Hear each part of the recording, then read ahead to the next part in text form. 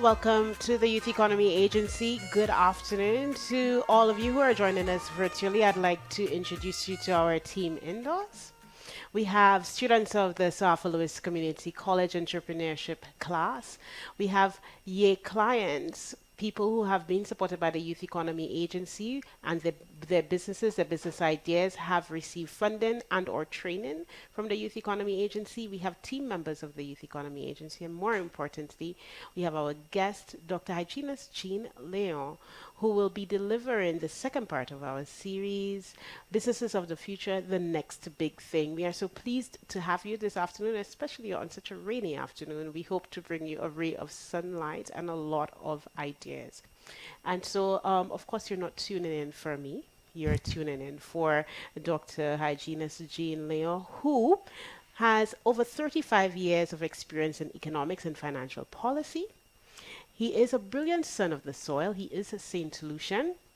He has served at the International Monetary Fund for over 20 years, and most recently he was the president of the Caribbean Development Bank. And we're so very happy to welcome you to the Youth Economy Agency, Dr. Leo. Thank you very much, Crystal. So first, I want to say I'm very, very honored to be here to speak with you. Why? Because I see you as, we typically say the youth economy, but I prefer to use the word future leaders economy, because today you are youth, meaning less than a certain age, but leadership is really what matters, and we can get there at different ages. So you may still be old and then become a leader. So that's the key point here, is the Future Leaders Forum is the way I'd like to see it, and I'm very happy to see people that look younger than me, at least in terms of how we see things. So what I'd like to do first is let me know who's here, because I don't want this to be a monologue. I'd like to be able to spread a canvas, a painting today, but to make this an interactive session that you can, in fact, come out of here not having heard me, but having created something in your mind that you can actually take with you. So that's the objective, and maybe we should, I don't know if Crystal, but that's fine. Let's start with of course. a little introduction. Tell me very shortly about yourself, what you are interested in, so we can weave that into the presentation as we go. Yeah. My name is Vince Fortune. I attend the Arthur Lewis Community College and I study business. Business. My name is Aria Esnad. I'm also a student of Arthur Lewis, and I study sustainable business and innovation. My name is Jemiah Senmari, and I'm an entrepreneurship student. Good day all. My name is Ruven Poloin, and I am the Chief Executive Officer of a company called LC Nadej, dealing with air conditioning and refrigeration. And also we have water bike tours as well, which is newly implemented. Okay. Good afternoon. My name is Renee Marie Dennis, and I am a first-year student at Arthur Lewis Community College, and I study sustainable business and innovation. Good afternoon, everyone. My name is Coyote James. I'm founder of Real 3D Solutions. We're basically a digital manufacturing company where we take ideas, designs, and tangible problems and either have it fixed or make it a reality using our cutting-edge technology and young creative teams. Good day, everyone. I'm Cora James, skincare enthusiast. Zan is my passion project. Zan means comfort and support. I specialize in skincare products. I make soaps and moisturizers. Very good. So let me see if I can praise that. I hear sustainable business. I know you said business, but I assume it's the same. Sustainable business. I hear leisure and health rather than beauty, leisure and health.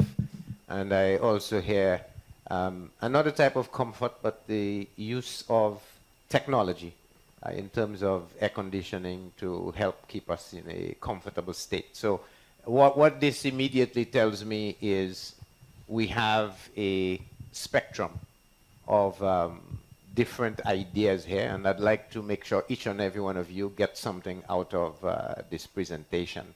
And I want to equally encourage you, stop at any time to ask, but I want to give you, as I said, a broad overview, and then we'll simply make the rest of the time interactive. Okay, so be prepared to ask and as many questions as you wish. As I say, no question is a bad question. Okay, so the first thing is the topic, the next big thing. Now, when we hear the next big thing, I think maybe I should ask you, what does that conjure in your mind? The next big thing. What do you think of when you hear the next big thing? The next new innovative idea Okay. to take over an industry or a region. Okay. Yeah. So it's the next thing that will help drive going forward. Another idea? Another interpretation, I should say. Businessman, what about you? What do you think? I think it's like to do with what's for the future, what's coming. The next big thing for the future. Okay, the next big thing for the future. But note in both of your answers so far, I've heard nothing about you. I'm hearing a passive, the next thing of the future. What's the next thing of the future? Is that the way we want to limit ourselves? I mean, because then it says you need to be able to forecast. And maybe that's what you're looking to hear from me. What do I think the next big thing is going to be? Is that approximately right? And so I started there because I want to make it super, super crystal clear. The next big thing of tomorrow is not what I think. It's not what maybe somebody out there thinks. In other words, it cannot be a forecast. The next big thing of tomorrow is what you want to create. Okay, the next big thing is what you want to create. That puts it in active. On Facebook? That puts it in active voice. Yeah, active voice. You are going to make tomorrow. And the quote I want to leave you with is the following. It says, the best way to predict the future is to create it. So when I say, what's the next big thing? You're asking me to predict what the next idea is. My answer to that would be, I cannot predict it, but you have to create it. Okay, so that's the first point I want you to get out of this. Now, we might want to say, how does this actually work? And I'll outline to you what I think is a system that will help you think through and create the next big thing. And each of you will create your own next big thing. But I'm going to give you tools, ideas, philosophies that you want to be able to use, and that's what will help you create the future of tomorrow. And so I think we need to see it as what I call a creation process. And a creation process has three parts. It first says you need to be able to accumulate knowledge. Some of that you already have. You went to Sarafa, you had primary education, you have been learning and amassing knowledge. There are other countries, other disciplines that are equally accumulating knowledge. And your job now is to move from the knowledge creation or accumulation state to one of what we can call innovation diagnostics. Now, what does innovation diagnostics mean? What are the success factors? What are the limiting factors that exist out there so that as you undertake the journey of creation, you know what is workable, what has not worked, what could work, not will, could work. And on that basis, you move to the third stage, which is to create transformative strategies. And that transformative strategy is what will move you from idea through to implementation, execution, and outcome. So that's the process that we need to be able to embrace. So let me quickly recap that. The future is not going to happen. You have to create it. And you'll create it by leveraging the three elements of a creation process: accumulating knowledge, teasing out innovation, diagnostics, what makes innovation work, and then creating strategies to be able to deliver on that. So that's the blueprint. Let's break this down a little. It starts first and foremost with the power of creation. You need a vision. Okay, we need a vision. And so the tagline for you is be purposeful. Yeah, be purposeful. Because every action, every choice you make, every small, however small, innovation you make is a building block for tomorrow. Normally when we think of innovation, we think of invention. They're two very different things. You invent things once every, 50 years, something big. But innovation is about the small changes that you make in whatever you are doing within your available resources to generate something that is better, something that is more productive, something that will take you forward. So when I say small innovation, it's any little change that makes whatever you are doing better. So you have to be purposeful. Now, why do we say purposeful? Because, as I said, the future is not going to wait for you. You have to be able to drive it. You have to be able to create it. So purposeful is important. And so when we say purposeful, we think of essentially three things: the effort, the ideas, your attitude, what you put in to everything that you do. Staying focused is the key element here. So you need a vision. And I want to give you maybe a couple of examples as we go along to highlight this. Let's start with a Trinidad and Tobago example of WePay. If you remember, WePay, W-I-P-A-Y, is a simple idea of a fintech company that was preoccupied with providing accessible digital payments in the Caribbean. And so it started very small, looking at the local need for payments and processing of those payments. And in the event now, it is a leading fintech innovator in the region. Now, I can think of something similar in the space of AC. What if we could think of now, we all need to reduce the temperatures around us. Is there something that one can say could start as a means of keeping your room cool, but keeping it cool, not relying on, say, fossil fuels, but let's say now on renewable energy, getting that done in a way that A, is small, but eventually scalable, and has the room to grow and provide that basic comfort that you are needing. You can be another WePay, but not WePay in the payment system, or WePay in the air conditioning space. So I'm sort of trying to link it as we go along there. But notice it's not going to happen overnight. And so the idea of being purposeful, staying the course, charting the next stage becomes an important element of how you create the vision that we are talking about. Another one is Airbnb on the global scale. How did Airbnb start? I don't know if you know how Airbnb started. Anybody? So Airbnb started essentially by the idea that you would rent an air mattress in an apartment. All of us know what an air mattress is, right? You fold it up. So the idea was that you start with an air mattress, you pump it up, and you could let somebody sleep on it. I don't need to tell you what Airbnb has become now.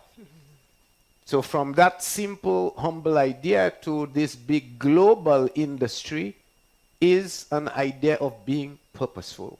Knowing what you can do, learning, adapting, growing in the space, but staying on purpose. So that's the first point I want to leave you with. And as we talk about purpose, it's important to have values. So you need to anchor your company, your idea on a sound value system. Why? Because if you don't have values, you don't generate brand. And if you don't generate brand, you won't be able to generate longevity. And if you don't have longevity, you cannot have sustainability. And so the things go hand in hand. you can say you want a business for 2 years, but at the end of the 2 years, what happens next? Ideally, you want a business that will be for the next 40, 50 years, that will not only serve you and serve your community, but equally be there for your children and hopefully your children's children. So a legacy issue on longevity becomes a part of it, but the only way you get there is through the concept of values.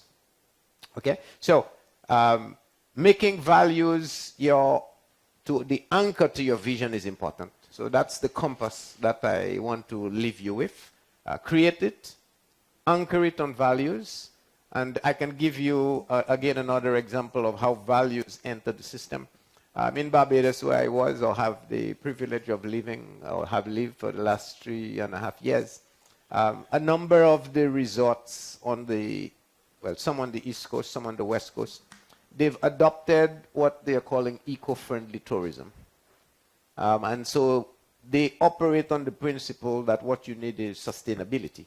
And so they use local materials, they use eco-friendly practices and products, they integrate local culture, and they deliver, therefore, an authentic, sustainable travel experience. So that's the anchor value that they are saying they want to be able to do. And I see nothing wrong in, who's the beautician? What's your name again? Sorry? Cora.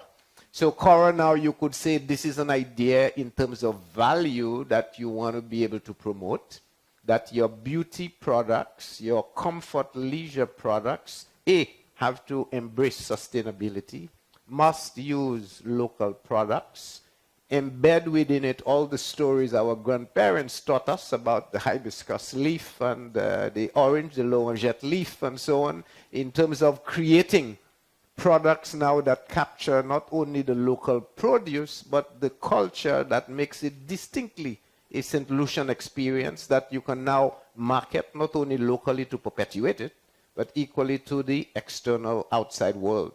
So that's a value system that you're going to put. It's going to start small, but if you drive it with purpose, then of course you have the beginnings of another Airbnb, but in the beauty space.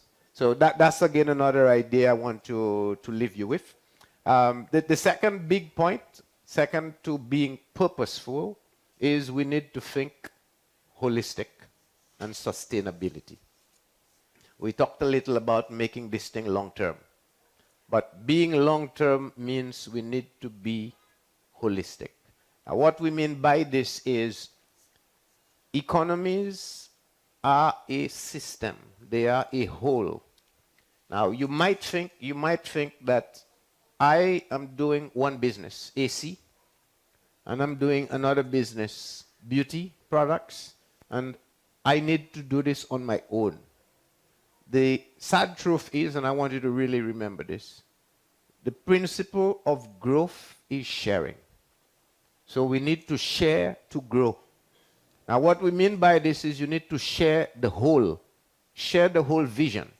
So when you share that vision, then the pieces that make up that whole will automatically fuse together because they are all sharing the same vision, the same goal. And so it is not enough to say AC, and it's not enough to say beauty products. What now is there a fusion? Your AC parlor needs AC, but the person who is coming for your beauty products also needs to eat the appropriate foods, using now the agricultural practices that keep the planet safe to reduce the incidence of the very rise in climate temperatures that's causing our climate crisis is part of that solution. But the whole idea here is people-centered sustainability. And it is that vision of what does it take to make us whole and the different pieces that now say this is how we grow. So I want to be able to leave you with one thought. Although you are coming in here as 4 or 5 potential business ideas, it is the fusion of these ideas to create a whole system that will give you sustainability. Because your piece of the pie cannot be sustainable on its own. Yeah? Let's think it through well. If I say I ignore the people and everybody stays poor, and when I say poor, don't have enough money, then how can they afford the AC? Mm-hmm. And if they remain poor, how can they get beauty care? But by ensuring that everyone has something to do that gives them an income, gives them a dignity, gives them a sense of awareness and satisfaction of what they want, that is what's creating for them the need for the beauty, the need for the AC, the need to create another line of business, which is now your ecosystem. But that all comes together from the one simple fact that what matters is the aggregate. And it is how we share that aggregate that permits all of us to grow. So we need to break the idea of individuality and see the idea of coherence, see the idea of compatibility, see the idea of sharing and dissemination as an integral part of your business. It's never you and you alone. It is the composite. So that's the second idea I want. And again, let me give you an example.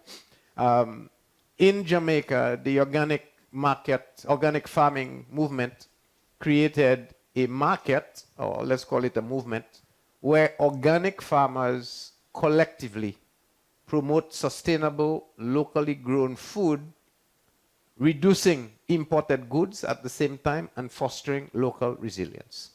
Now they interface that with manufacturing, they interface that with, say, digital payments, interface that with communications, and all of that now adds to the whole principle of how do you keep organic in itself as part of a system. Going globally, a Tesla. Tesla just didn't do electric cars, yeah? Because then how does Tesla get those cars to be, let's say, perpetuated? They did, and in the case of Tesla, that's the system, a supportive infrastructure. So now they built a whole set of charging stations to give sustainability and usability to the vehicles. So you now have a more cohesive system. Now, while it is true that Tesla is the owner of that entire horizontal chain, there is nothing in principle that could have prevented Tesla from just making the cars, another entrepreneur creating the batteries, and another one having the stations, and maybe a third carrying and transporting. Because if we had the vision of where we wanted to go, then all those pieces become opportunities. But they become opportunities through sharing. And that is how you end up growing. So what I've said so far is an anchor that we need to do is always keep long-term sustainability in mind. Yeah, long-term sustainability in mind. We all know the sugar high. And it's all good to have a sugar high. You enjoy it, but half an hour later you are flat. Don't build your business on the sugar high. Go for the long haul of sustainability, that it will continue and perpetuate itself. And so I have a tagline for you: create for today, but build for tomorrow. Okay? Long term, create for today, build for tomorrow. If we do that, then I think we end up in a very good space. Now, when we are talking building and we are talking creating, we cannot ignore what is the most important element of the world today, and that's technology and data. 50 years ago, tech was there, but not as pervasive. Today, you cannot do anything without some form of tech. In the same way, we cannot do anything without energy. These are two key elements that in everything that we do. You cannot, for example, think the last 1 minute in your life, that did not use energy. If you can find one, raise your hand, but I don't think you can find one. And you probably cannot find the last minute in your life that you didn't use tech at some point, because everything we have is there. So that is something that is not only pervasive, but is a necessary element of everything we do going forward. So let us embrace it. Don't think of it as an evil. Let's embrace it. Everything that is good in it. Now, as with everything else that we've created in the world, you can use it for many different purposes. Some people will use it for good, others for something that's not as good. But the point is, it is there and it can be driven purposefully for a particular outcome. And so I want to leave you, I like little sound bites because maybe that's what you'll remember best. Data is the soil. Technology are the seeds that you'll put in the soil. And your effort, your purpose, your attitude, that's the water to nourish those seeds. You have a creative cycle here. You'll use the data, use the tech, water it with effort which has purpose, that will feed a vision, that will keep you on a sustainable path, and therefore you can begin to grow something with legacy, something with sustainability. And I'm trying now to give you, as I said, a little example in every case. In the Caribbean, we had BITT in Barbados. And BITT, again, is a fintech company. And it leverages what I'm sure all of you are familiar with now, blockchain technology in terms of ledgers and ability to trace and so on, to offer digital currency solutions and to improve financial inclusivity. And I think it's no surprise to you that there are still lots of people in the developing world that do not have access to finance, or don't have a bank account, or don't have a means of, say, accessing a small loan. Most of you, even in the small business side, would face that. You go to the bank is not able to give you a loan. You haven't got a history. You haven't got a business plan. Collateral. You cannot give them collateral. And so your very brilliant idea is stymied. And so the idea of innovation in finance, in different ways of promoting and helping to drive those creative ideas, is an equally important side. But remember where I said it's a system. So you may have the brightest idea. If the finance is not there, it's not going to happen. And you may have the brightest idea, even if the finance is there, how are you going to deliver on it? The capacity. If it's not there, it's not going to happen. And so it is bringing and fusing all the pieces together. That is what creates now the data, the tech, and the effort, the water. That is how you create now an agricultural parallel to what is required to build a business going forward. And the last piece is, I want to give you, success lies in connecting pieces working together for a shared vision. Connecting pieces. I indicated we need to share to grow. And the sharing to grow means we need to connect. And we connect different things we do in ways that will allow us to be able to see how the whole can actually fit together. And again, some countries have done this well.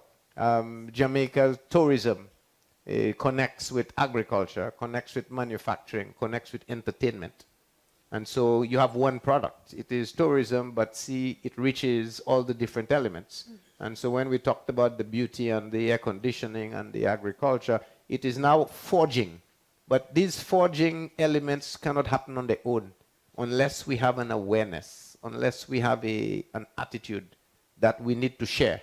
And it's the sharing, because it is interconnected, to give you the whole that becomes an important part. And so I really want to underline that. You are all individuals, but in the end, you have to see yourself as a network of individually minded people that are connected, such that your ideas, which will be interdependent and will link together, will create this system that will allow us to actually grow.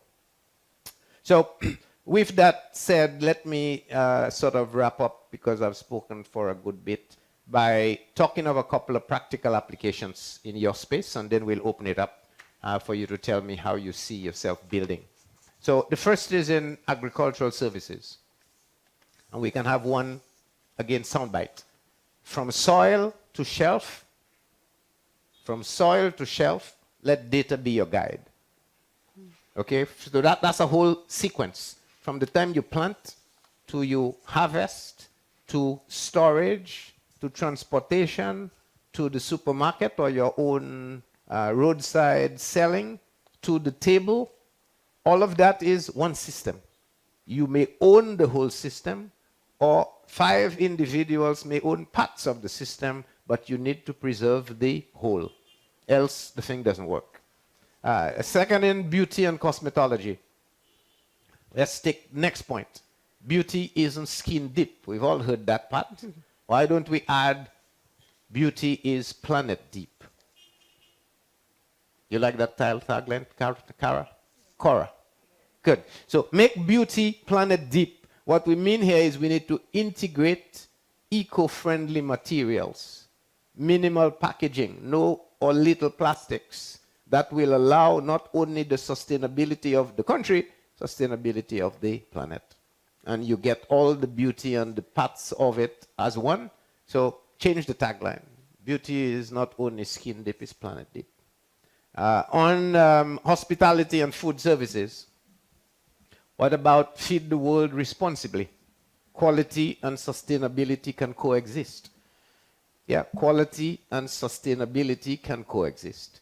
In other words, keep an eye on the long term, focus on quality, and if you do that, you can generate the long-term benefits that we talk about. So build your practice around that. Equally, I think I like the idea of how do we get people like yourselves motivated, driven, to be now not dependent, but empowered. And so I see room for incubator type services, room for training services that now say and teach you, let's go back to the knowledge creation process. You have accumulated knowledge. We can talk about all the innovative diagnostic success stories that exist not only in St. Lucia or the Caribbean, but worldwide. Let's take those out now and let's incubate ideas. So you bring the idea, let's work with you to create strategies that can now move this to the next level, but in a way that is sustainable and can drive it going forward. So that's another business idea that we can actually have, and all of those can contribute to, quote unquote, your next big idea that you have. So my call to action for you, and I'd really want you to now start telling me how do you see the principles I've talked about, filtering into your business. Let's talk about it, and hopefully you come out here with your next big idea. It won't be mine, it'll be yours. The future is a team effort. Okay, remember that. It's a team effort. Your role is to take the lead, and as we've said, share the whole to grow. Okay, that's the basic line you want. So the next big thing for me is about creating value that lasts, value that connects, value that sustains. If we can anchor whatever we do on that space, then I think we have the ability to make tomorrow together. Okay, so that's the broad schema. I think I've given you, Crystal, I hope, enough ideas there. They're not your textbook ideas. They are syntheses of what I think is needed to craft, to create, to drive. And what I want you to do, let's interact and discuss now, is how do you see your idea, your business, fitting into that narrative, what you would like to do, and let's have a conversation. Yeah. Thank you very much, Dr. Leon. You've given us quite a lot to chew on. I'm not certain that we can digest so easily. We can share it so you have it to pass to the participants. Right. Yeah. I will kick off by asking a question. Sure. Mm-hmm. You have mentioned a lot about collaboration. Mm-hmm. And the president of Guyana recently visited St. Lucia, and when he was asked a question about what should we advise young people, especially young people from the Youth Economy Agency as they develop their business ideas, and the president at the time was saying that Guyana was open for business. I mean, with oil, Guyana is wide open for business now. He said collaboration. We have a lot of small business owners here, even at the youth economy, we see so many young people in similar businesses, so many CMOS farmers, so many people in food production, and so on. In terms of collaboration, what practical ideas would you suggest for them to pursue to ensure that everybody gets a healthy chunk of the pie? Yeah. So there is enough for everybody to get a healthy chunk of the pie. Let's begin there. There is enough. We start from, or we have started, I should say, from the perspective that everything is finite and that we are limited. And if you just think of how we talk small island economies, small island economies. Why? Because we think of the island as landmass, small population economies. Because why? We have only 180,000 people. Somebody once told me when I was teaching a course at the IMF that 180,000 people is the size of a village in India. Okay, so to give you a set of context and perspective. Now, when you think in those terms, let's reinterpret what the island means. The island is not just the land. You have 200 miles, your economic zone, your waters, your marine space. That is part of your island because that's your jurisdiction. The airspace above you is part of your jurisdiction. The biodiversity, the wild animals, the plants, the bees that pollinate, all of those things that come together are things that you own. The problem is no one puts a value on it. We don't put a value on it. And so technically we don't think it has any contribution to make. But what if we reverse that? Then all of a sudden we become no longer small land-only asset countries, but larger natural asset countries. So when we say there's a large pie, let's first redefine what we own. Let's find a way of accounting it and giving it value. And once we've done that, then we have a lot more to go around and a lot more access to finance and a lot more means to start to diversify. So why limit your beauty products when you have enough seaweed, enough algae? You can grow certain things by restoring your coral reefs. You can look at growing certain grasses on the seabed. We don't talk about those. Now, so think of your forests. We have this whole inner center of the island. If we could just maybe utilize those better by not just restoring, planting, strengthening, or diversifying, we can now be talking ways in which we can create more value for St. Lucia as an island. And let's now think how we can use the bees, the animals, and so on that exist to give us better water purification. If we can get better water purification, it's less refuse, less waste going into the sea, therefore preserving elements of the ocean. The point I'm trying to make here is whether it's the atmosphere, the land, what's on the land, the sea, what's in the sea, it is all one big cycle. And so when we think of putting the planet together and valuing it, collaboration says, let us make sure all of those pieces are one. Let us now make sure each person can find room in one of those areas to be able to find something with value that can generate income, that can generate the means of sustainability and sustainable livelihoods. And so open the expanse, and with what you have, if you do it together, then you create more value through sharing to grow. So you can do it both ways. Do what you have better, but equally expand what you have that you don't recognize now.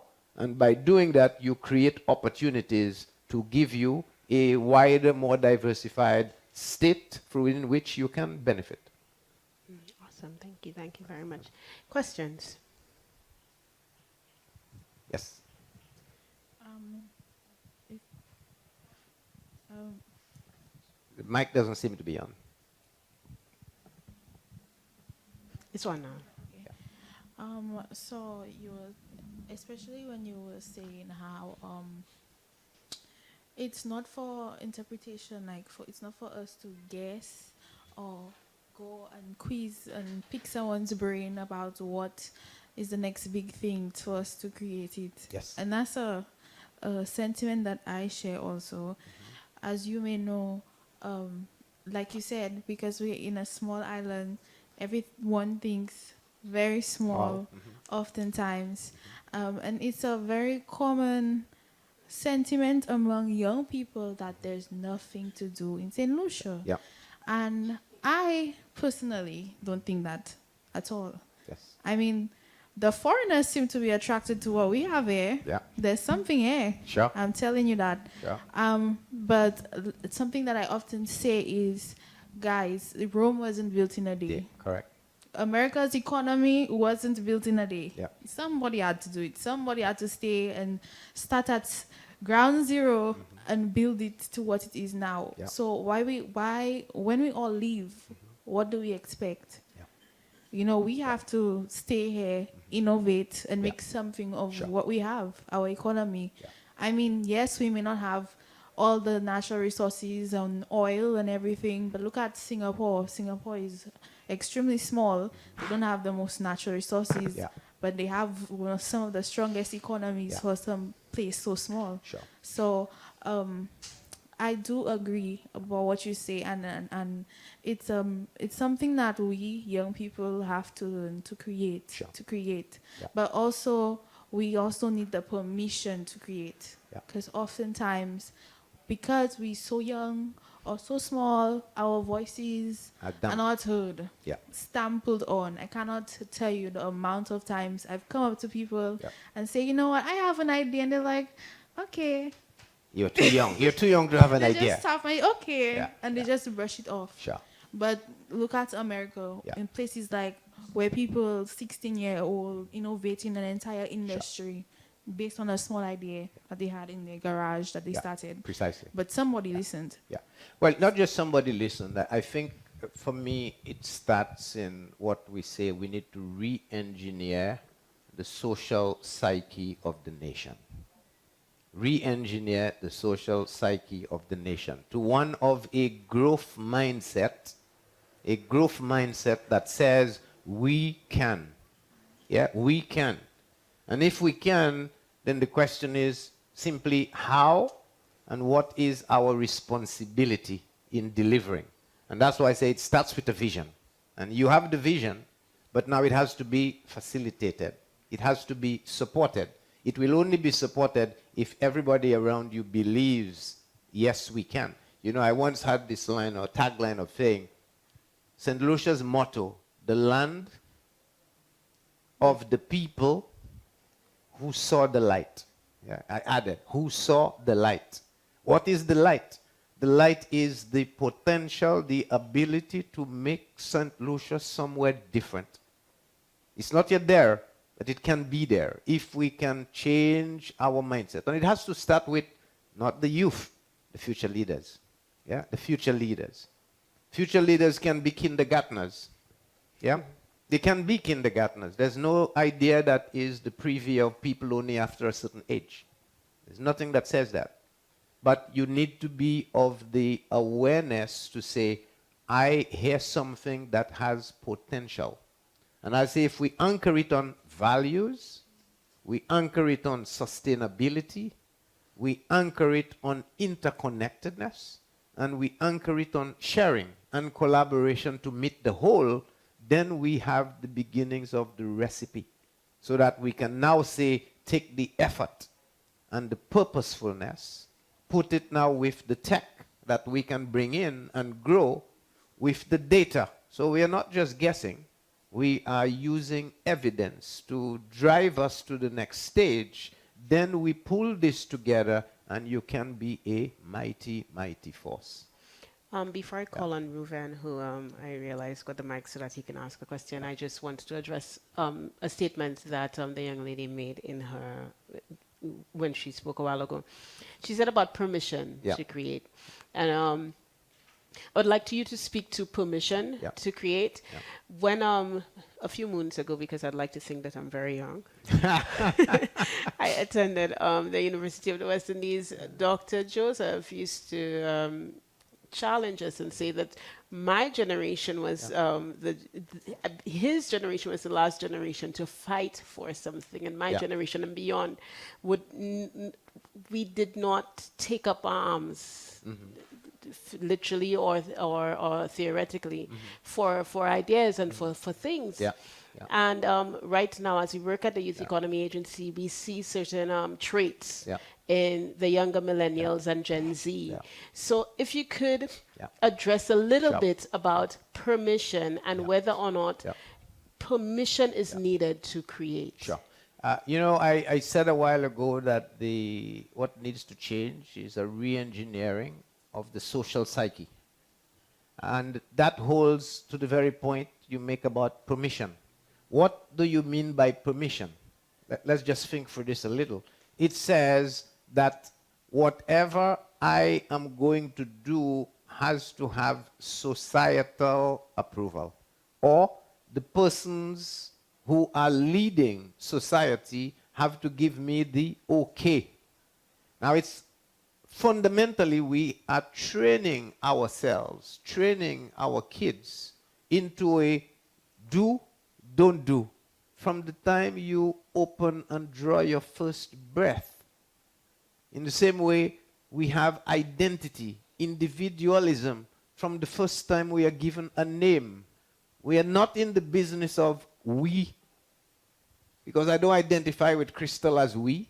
It's me, Jean, she, Crystal, Cora, etc. Okay, each of us are I. So already we are conditioning ourselves to make us primary, not the whole primary.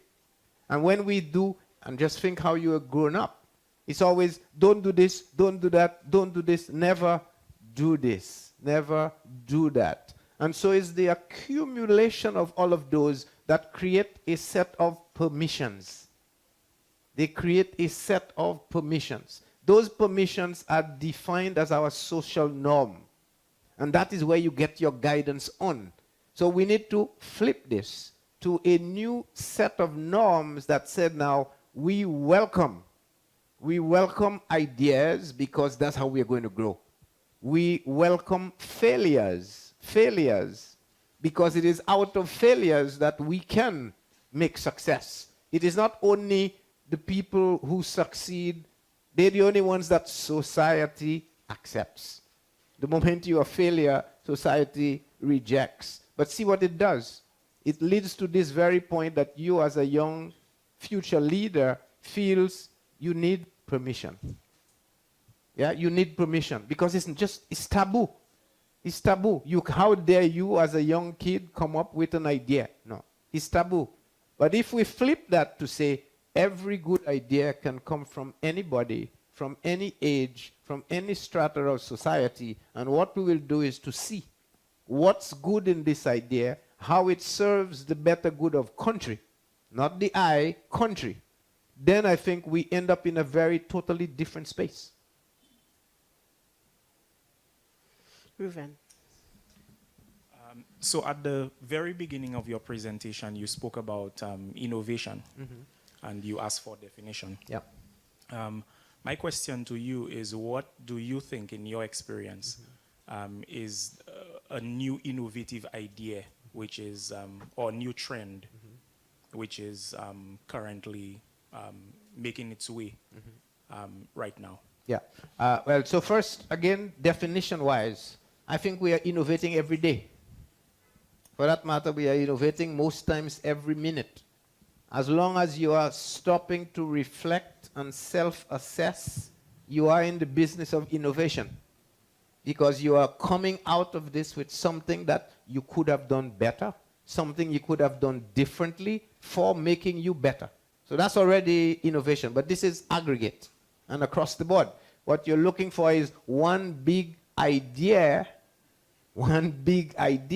that has now global impact, global change that would define a lot of people's lives. I think for me, maybe it is the rise of technology, and specifically in two areas now, artificial intelligence, and maybe linked to that is the raw power of quantum computing.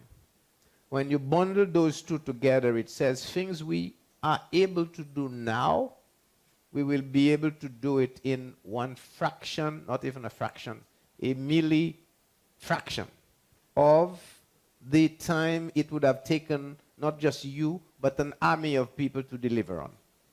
So the question will be from an innovative stance, not that that technology is there, but how do we harness it best?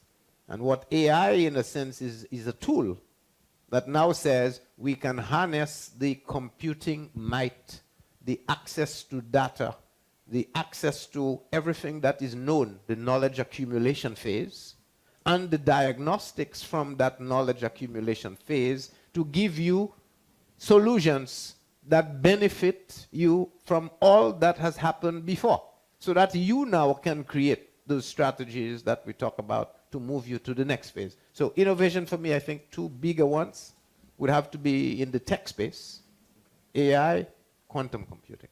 But these, I think, are more in the nature of inventions than innovations. But innovations are happening throughout all of our lives, every moment of every day. We have Coyote here, and I'm calling on Coyote because Coyote is in the business of innovation. Look at the face he's giving me. Coyote, in real, with the business that you have been doing for the last couple of years, and you've been rather successful, and you've become a social entrepreneur, can you share how you moved from moving from your small business to you becoming a social entrepreneur and the impact you're having on your community?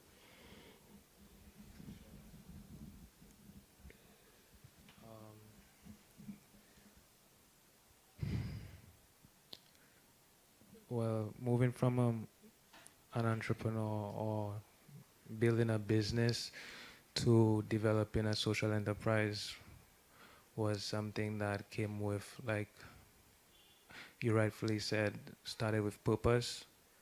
And that purpose actually developed from wanting to satisfy self to a point where it came to wanting to satisfy the persons around me, my community, meaning my neighborhood, and more importantly, St. Lucia. And like you rightfully said as well, it's a shift in mindset. I think we're challenged with limiting beliefs, and I believe the business or the company we developing right now, it's one that will actually have our own people to realize that we can be more self-sustainable, that we can believe in not just our own selves but each other, to rely more on each other than to look outside of our borders when it comes to innovating, creating, and finding solutions to our own everyday problems. So I realized I could not have done it on my own. The vision was given to me. However, it required a team for me to get to where it needs to be. There's a saying that says you could go fast alone, but you could go far with a team. And that's something I had to continuously learn. And it started with trusting, like you said as well. I had to start trusting in other people around me to assist in empowering them to believe that they too can operate in a space independently. Like I tell the team every day, when you see a space, look at that as an opportunity to create. Yep. So we go based off of that notion, I should say, and we empower our team members in their individual areas wherever they see they may be more suited or have more of a passion because passion drives purpose. I hope I'm not taking too long. Sorry if that's sorry. So that's It's a great testimony. It's a great testimony. Just cut the mic off if you find I take it too long. Sorry about that. Yeah, we do our best to foster an area where persons either come in with the talent, gift, or skill, or just curious enough to see where they might fit into. They may come with the intended role of, for example, a recent situation, we just got a new team member. The post was for relationship officer, and the person we recruited, they got me at I'm willing to learn. However, what interested me more was the fact that they were already a creator, in the sense that the designing and the coming up with ideas, which is a core essence, is something they already had. So right now we're trying to see how we could actually develop both for that individual. So it's a matter of fostering those natural God-given talents to become valuable and impactful on our community, so that it will continue to spread. And well, within our community and more so outside of the community, so that way more persons could realize that they themselves have the possibility or capabilities to change first themselves, meaning their mindset, and shift from a mindset that's of who can do it for me to I can do it for them. You know, so that's what we're going on. And to go broader is to just eventually create something that is a tech company that can actually fuse culture and technology and create products that are indigenous or relatable to the Caribbean and its own culture. Thank you so much, Coyote. And I just want to plug in before you respond, because I know that your mind is going. Coyote speaks about the vision, and he's visually impaired. Right? And so that's one of the reasons I enjoy speaking to him, but I also enjoy hearing from him about the growth of his business, because this is somebody who has so much vision. And when we talk about permission, nobody's giving him permission. You understand? He's seizing his permission. He has the vision. He has the purpose. He has the drive. And when I say about social entrepreneurship, he is in the community of Mondador. Is it? Yeah, Boapatat. Boapatat. He's in the community of Boapatat, and he has a social enterprise impacting the community of Boapatat without permission. You understand? All right. Now, this is terrific. And I think for me it's an absolute testimony you should play and play over again. Because it said two things to me. One is it started with a vision which says you accepted the responsibility to create. Accepted the responsibility to create. That's the first part. The second is he nourished it with purpose and value. Value. The value being to promote and strengthen not just himself, family, community. There was an outcome that was driving it. And effort went in. And that effort, the water to nourish, the data and the tech I talked about, that effort was there and it remained. It remained. It's not an overnight deal. But not only did it remained and flourished through partnerships, the sharing to grow. He alone, Coyote, couldn't do it. But not only couldn't do it, he had to rely on letting go, trusting the team around him, as he says. Because it is only when you empower those around you, do you get the most out of them. If they had remained dependent on him, whereby he was the only person to say, do, he would never have gotten where he is now. But the power of letting go and empowering magnified what he was able to accomplish.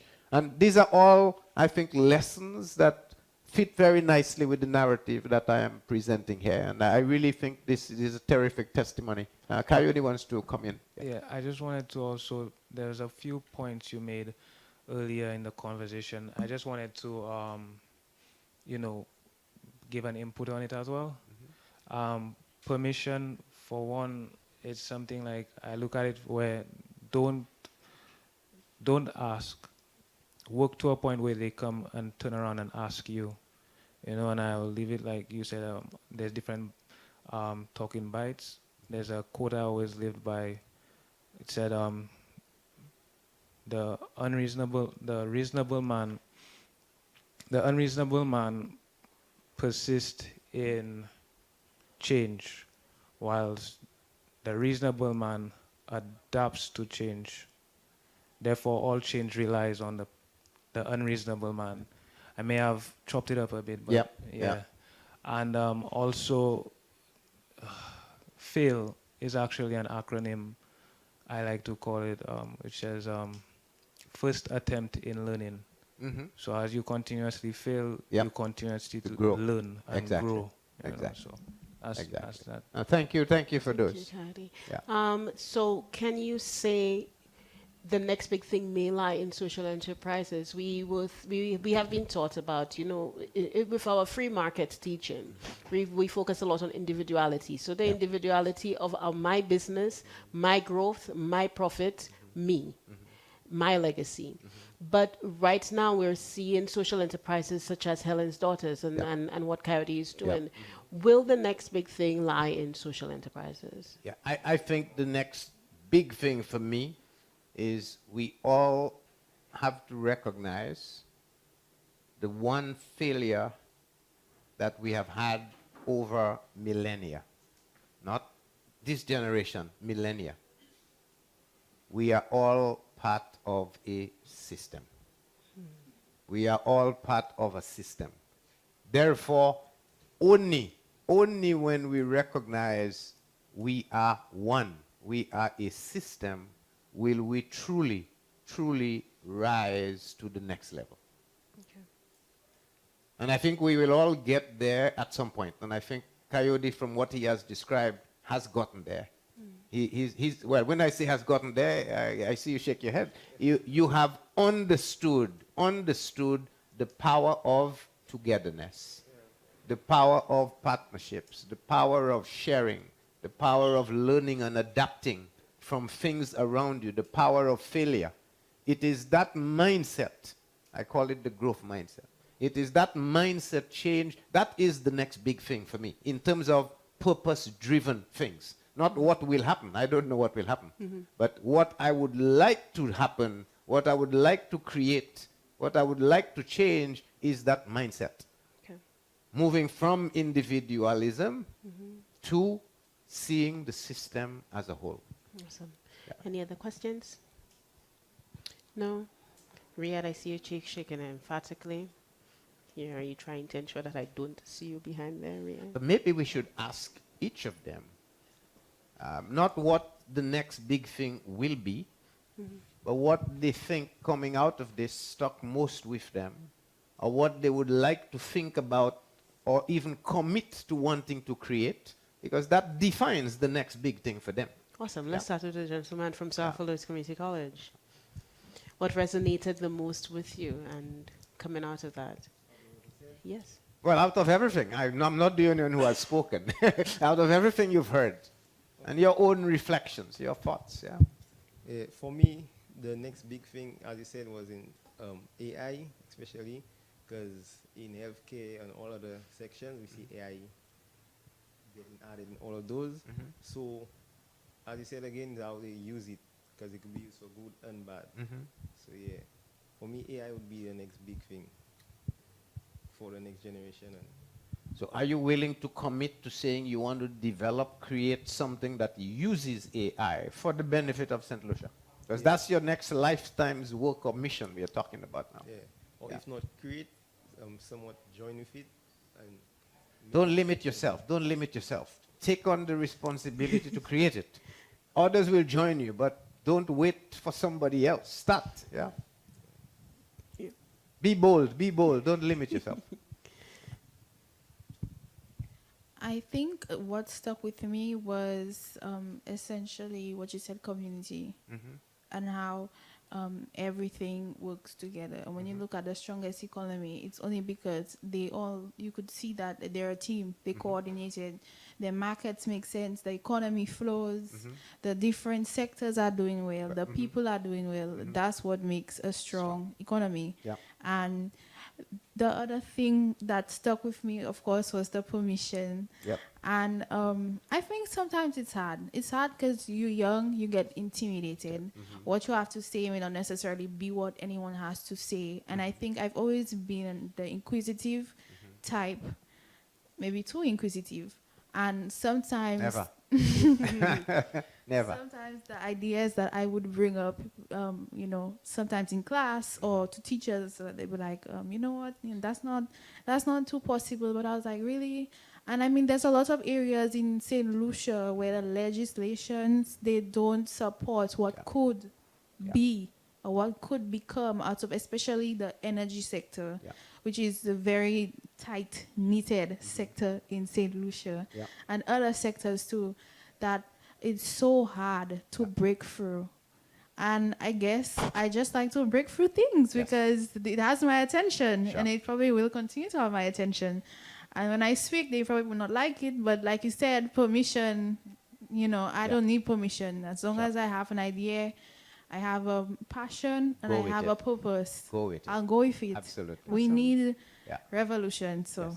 And one thing I can add for you is I would challenge anybody out there to tell me one major invention that has changed the world that was not against what was in existence at the time.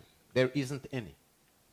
Which means that somebody had to have bucked the trend, had to have been inquisitive, had to have said, what if? And I can equally assure you, it was not accepted at the time when it was proposed. Okay, so be bold, continue being inquisitive. Don't let that stop you, and drive yourself forward. What I think stuck with me the most was the idea of collaboration and sharing, because we may all struggle, but if we try to struggle together, then we can grow. And I also thought that if we all share and if we all believe that all of our ideas need empowerment, like I empower you, empower me, we can grow out of the mentality that we are a small island and so on. So that's what stuck with me the most. Awesome. Yes. Thank you for that. Yeah, so I will just elaborate on what the young ladies, in fact, they said. Our social networking, especially in the third world countries, it's very poor.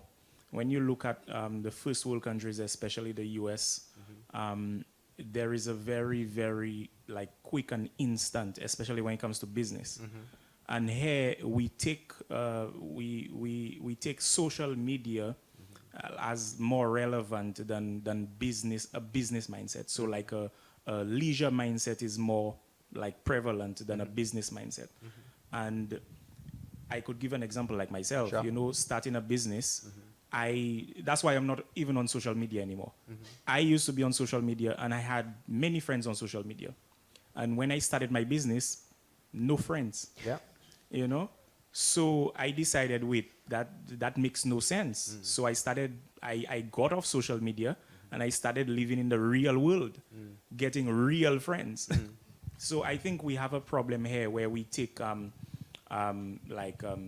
activities like leisure activities, not as we take it more serious than when it comes to business, and also friendship, social networking, and a business mindset. Basically, it's not as good as it should be. Yeah. Social re-engineering you're talking about now. Yeah. Yes, thank you.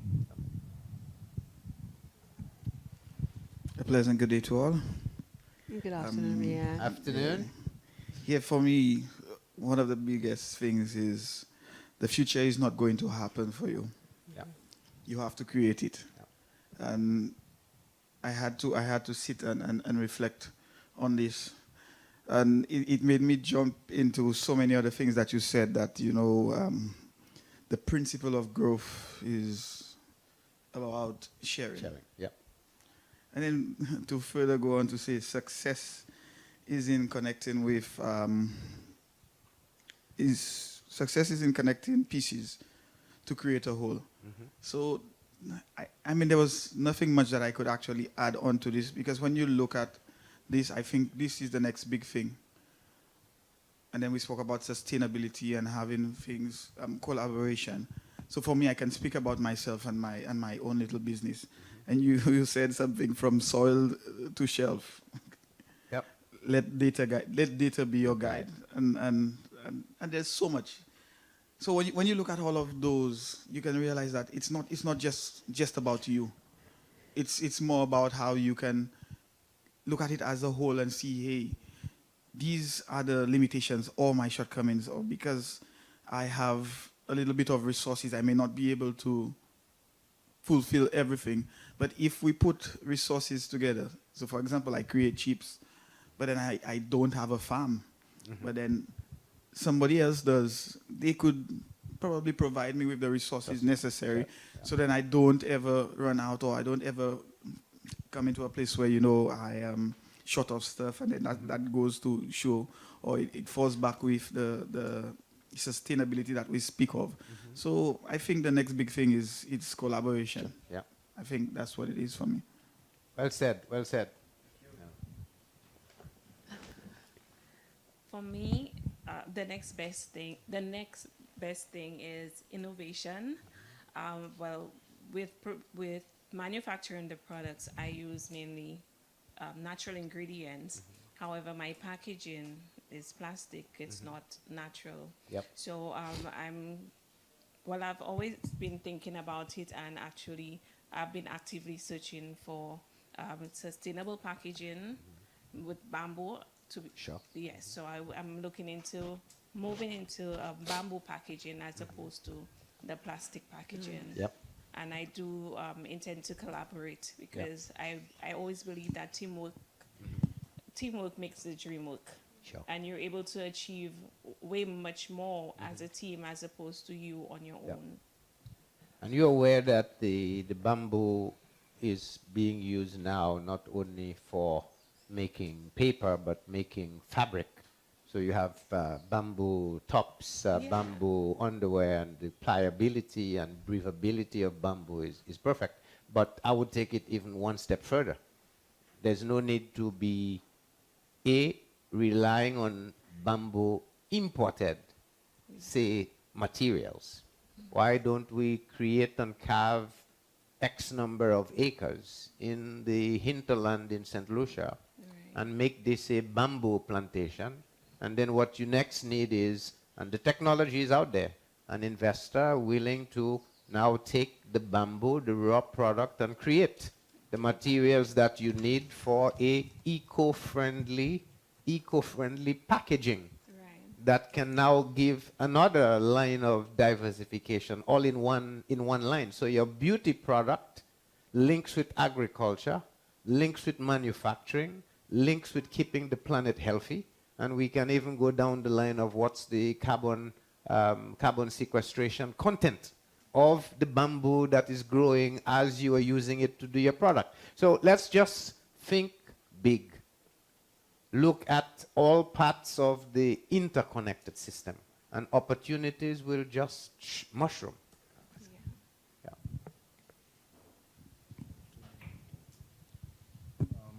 The next big thing is basically for me, it's already within us. It's just to bring it out of us and create it to, allow the world to share in our innovation and ideas, or next big thing. Thank you for that. I used to go with a tagline that I'll share now that you've said this, is we are only limited as a people, we are only limited by the extent of our imagination. And if we embrace the principle of unbounded imagination, which I think we have, then we have a level playing field. Because I do not believe we as a people are any less talented in mental capacity, in imagination, than anybody else out there in the world. And so we can empower ourselves by simply embracing that unbounded imagination. Okay. Good afternoon. For me, as someone who's very interested in finance and accounting, I think that the next big thing can be, as Vin said, AI. AI can be used in many ways, as we can see, like there's chatbots and whatnot. So in the accounting aspect, I think the AI can be used to, let's say, analyze, because that's mainly what we accountants do, make use our analytical skills to help the businesses. So maybe the AI can be used to do that job for us. Well, not do it for us, but help us in that aspect, so that it can be easier for us to be able to give more accurate um, help to the businesses in that sense, yes. And you know that already exists. Because of once you integrate your systems, then every ledger item you put in, which you don't even need to be processing it, you can be scanning as you proceed from the in the register, will not only get into the system, AI-backed platform will be able to collate, provide diagnostics and dashboards real time, that at the end of every day, what any accountant does is available to management now. And trust me, it will become even much, much more. The power of you as an accountant has to change, not to auditing and verifying, but now conceptualizing value addition to the company. That's a totally different space that you need to, again, reimagining what we can do in the different fields. Yes. I'm so happy this afternoon. I think maybe this is the first time that I'll be saying this in front of Riyadh. When we were starting off the Youth Economy Agency, when I say starting off as in envisioning the operations of it, we went around taking pictures of young people who were operating small businesses. And when I got into Riyadh's space and saw what he was doing, he gave me the idea for investment, because there were young people like him whose business was, I mean, it's so great that you could tell that they need investment in order for them to grow. And so with that, we started the Youth Investment Forum last year, and we're having the Youth Investment Forum again this year. And so as we lead up to the Youth Investment Forum, we're doing the next big thing, right, which will culminate at the Youth Investment Forum. So I'm very happy Yeah. that you were able to speak to our young people today, both here and online. Did we get any questions online this time, Antayabi? None at all, but we hope maybe certain people will put in some comments and questions on the YouTube page, in the YouTube space. And the Youth Investment Forum is taking place this year on the 12th of December at the Harbour Club. And you will hear it here for the first time that we are inviting Raphael Saul again, who was dynamic as a speaker. He will be speaking and ending the series on the next big thing. No pressure to him, because after Dr. Didicus Jewell said, now you, I mean, what more can he say? But the pressure is on Raphael.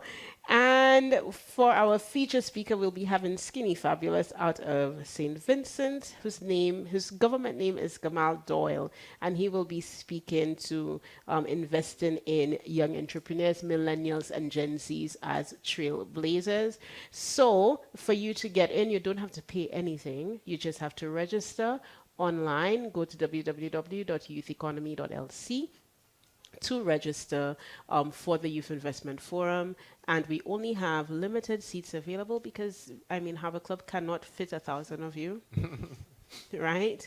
He'll not be singing, Skinny will not be singing, but he will be speaking about investing in youth as an entertainer and as a creator and as an investor himself.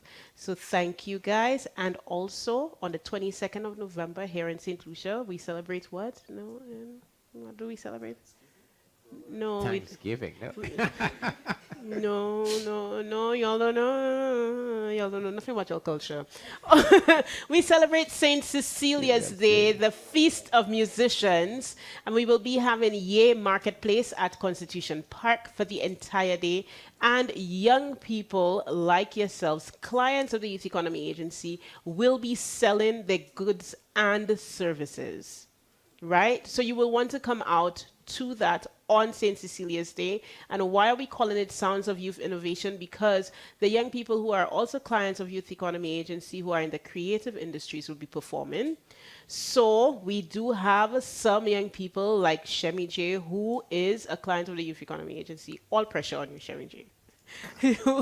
To be we're inviting them to perform on that day to show St. Lucians what the youth, we're giving them permission to perform. So these are the things that you could look forward to from the Youth Economy Agency. We want to thank you for supporting the Youth Economy Agency as we wrap up the year. We want to thank everybody who has supported. We want to thank the Taiwan Technical Mission. We want to thank the Caribbean Development Bank, and we want to thank the government of St. Lucia. And now we want to thank you, Dr. Leon, for hopping on a plane just to come. He's only here for this. Okay? And we're not paying him. We didn't pay for the ticket. Like, this is what you call dedication to youth development. Thank you, thank you, thank you very much. Thank you.